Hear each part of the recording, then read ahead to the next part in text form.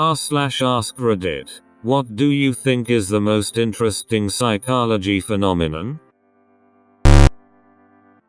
If you're talking to someone intently and you hand them something, more often than not they'll take it. Doesn't matter if it's a book, a pen or an orange. No idea what the phenomenon is called or if it's even psychological, but it's made for some great pranks. Prospect theory. The idea that people perceive gain and loss unequally, where a loss has about twice as much impact on a person as a gain of same amount. People will take unnecessary risks to avoid loss. Locus of control. Lock. Lock basically is how you view control over your own life. People either have an internal lock where they believe they have the power to control their own lives, or an external lock where you believe everything in life comes from a source other than yourself. I got fired because my boss hates me. I was late because traffic, etc. Now, what's interesting is that studies have shown people with an internal lock find greater satisfaction and success in almost every aspect of life, except one. Being in a nursing home drives internal lock people crazy while external lock people thrive. Cotard delusion, aka walking corpse syndrome, where the sufferer genuinely believes that they are dead, don't exist, or have no internal organs. Absolutely crazy. I can't imagine what it feels like walking around feeling actually, genuinely dead. I experienced this for a period of time after my dad passed away when I was young. It was terrifying and traumatic. I felt as if I was hollow inside, with no organs or vessels, just empty muscle, and was a ghost that everyone else could see. Thankfully those delusions don't plague my life anymore, but it was so dark and awful. For me it is the unconscious mind and the fact that it accounts for the majority of our cognitive activity. I think it's interesting how we can simultaneously both know and not know things. It is also interesting, and perhaps even frightening, that we are not running the show to the extent that we think we are, at least not consciously. I like catching my unconscious mind making decisions for me. The one that I've catch the most is actually when to get up out of bed. You would think that is a decision that your conscious mind makes, but if you think about it soon after sitting up you'll realize you just kinda did it without actually deciding to get up. It's weird. How I can have a surprise in my dream. Like something will happen and I'll be confused about it. Then someone will explain it by giving new information, and then it makes sense. But all of this is created by my own brain while I'm dreaming. How can I reveal new information to myself to explain something? If you get yourself to be really happy and excited to see other people, they will react the same to you. It doesn't always happen the first time, but it will definitely happen next time. Time and again this has always worked fine for me. The placebo effect. The idea that belief in something can actually have a positive impact on the body just seems so crazy to me. Also helped me realize inversely why stress and anxiety can take such a toll on you. Funny enough, placebo also works. When you know it's placebo, somehow, deep down, there is something in you that wants to believe despite all reasonable arguments against it. Also nocebo is a thing. When you expect something to harm you, it will. It makes a lot of treatments complicated. On one hand you want the patient aware of the side effects. On the other, you don't want them to generate them by the nocebo effect. Playing. When two animals play with each other, they both communicate aggression. They show fangs, claws, they bite, they go for the neck. etc. Everything about it should communicate danger, but they never feel endangered, even when one animal accidentally hurts another. This happens even when animals are playing with animals they have barely known for some time. It blows my mind how the right context completely transforms all the communication between animals who play. Deja vu. To have such a strong feeling that an instance has happened before is crazy. Like you experienced it in the past, or dreamed of it. The other vus are fascinating too. Presque vu is when something is on the tip of your tongue but you can't remember it. Jamais vu is when something familiar seems unfamiliar. It's the opposite of deja vu. Dissociative disorders. A dissociative disorder is a mental disorder that involves experiencing a disconnection and lack of continuity between thoughts, memories, surroundings, actions and identity. People with dissociative disorders escape reality in ways that are involuntary and unhealthy and cause problems with functioning in everyday life. This was me in school as a result of early childhood trauma. I used to write texts in which I wondered what was going on and why things were like that. Like a movie that you're watching but have no involvement in. I also used to have these kind of awake dreams in stressful situations where I would just space out and have all these random thoughts and images that I was not in control of. How laughter affects people. Laughter is basically the yin to stress's yang, which inspires me to make people laugh when I can, as I don't know what they're going through. Laughter increases things like dopamine, and can even help soothe physical pain sometimes.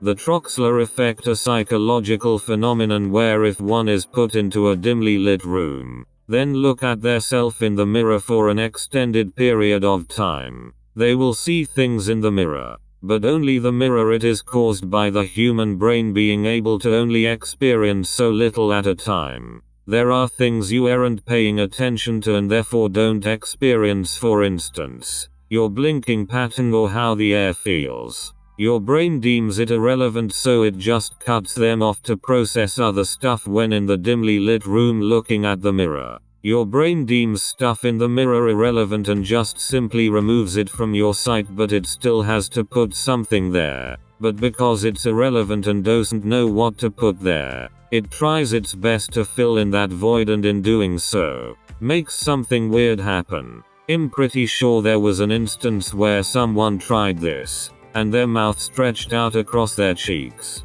The brain didn't know what to put on the cheeks because it was deemed irrelevant, so it tried to fill the gap and failed. One of the most popular cases of this would be Bloody Mary. This could also happen without a mirror ever, just be in your room, and out of the corner of your eye you see something looking at you, peeking around the door, but when you focus on it, nothing was there. That would be the Troxler effect.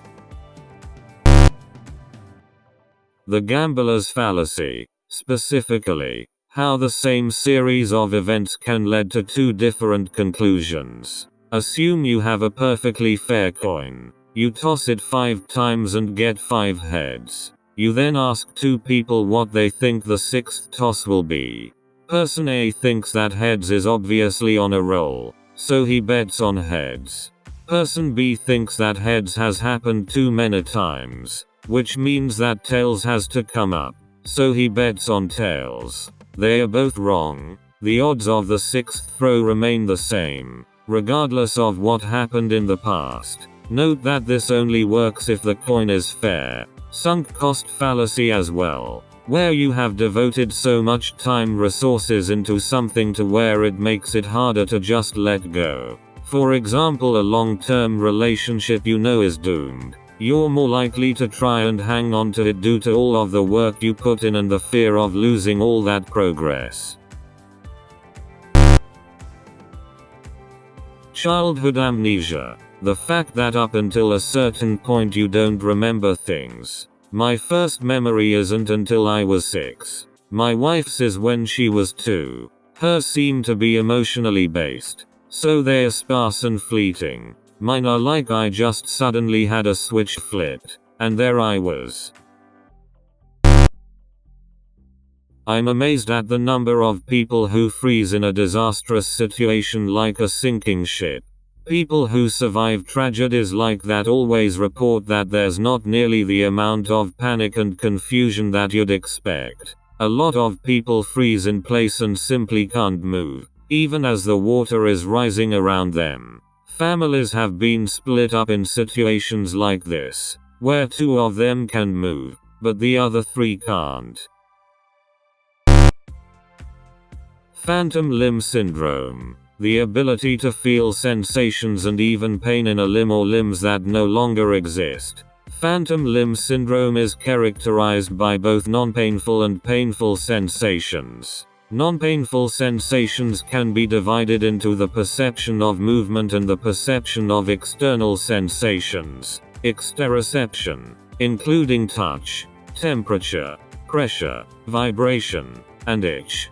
Pain sensations range from burning and shooting pains to feelings of tingling pins and needles, while phantom limb syndrome occurs only in amputees. Phantom sensations may be perceived in people who have survived strokes but lost function of certain body parts or who have spinal cord injury or peripheral nerve injury. Phantom limb syndrome was first described in 1552 by French surgeon Ambroise Paré, who operated on wounded soldiers and wrote about patients who complained of pain in amputated limbs. The same syndrome was later observed and noted by French scientist, mathematician, and philosopher René Descartes, German physician Aaron Lemmas, Scottish anatomist Sir Charles Bell, and American physician Silas Weir Mitchell, who tended to wounded soldiers in Philadelphia during the American Civil War. Scottish physician William Porterfield wrote a first-hand account of phantom limb syndrome in the 18th century,